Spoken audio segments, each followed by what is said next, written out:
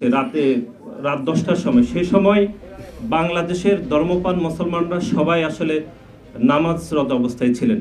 এই সময়ে জনাব সার্জিস আলম সেখানে কেন গিয়েছেন এটি আমরা মনে করছি এই ঘটনায় ওনার কোনো ভিন্ন মতলব থাকতে পারে, এটি একটি ঘটনা। দ্বিতীয় হচ্ছে এই সার্জিস আলম যে নসরাত বিশ্ববিদ্যালয়ে শিক্ষার্থীদের সাথে যে ঘটনা ঘটেছে, এটি নসরাত বিশ্ববিদ্যালয়ে সাধারণ শিক্ষার্থীদের সাথে ওনার ঝামেলা হয়েছে। এখানে বাংলাদেশ জাতীয়তাবাদী ছাত্র দলের কোনো নেতাকর্মী সেভাবে জড়িত না।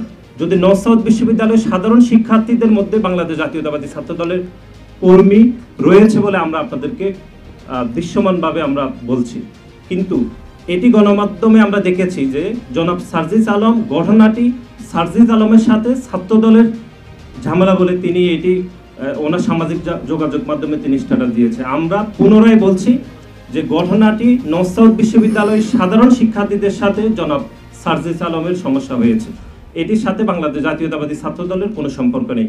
সাধারণ শিক্ষার্থীদের মধ্যে যদি বাংলাদেশ জাতীয়তাবাদী ছাত্র দলের কর্মী রয়েছে এরকম আমরা মনে করছি, এটি আমরা যাচাই বাছাই করে দেখছি।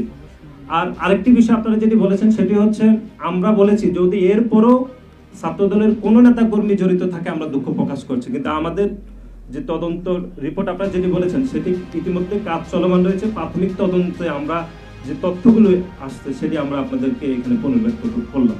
নতুন রাজনৈতিক দল গঠিত হয়েছে।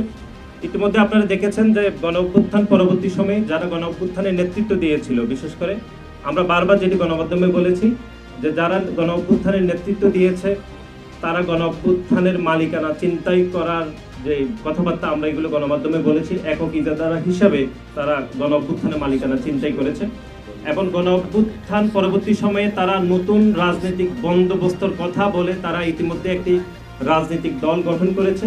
আমাদের দলের পক্ষ থেকে সেই সিদ্ধান্তকে স্বাগত জানানো হয়েছে এবং বাংলাদেশ জাতীয়তাবাদী ছাত্র দলের পক্ষ থেকে আমরা স্বাগত জানিয়েছি।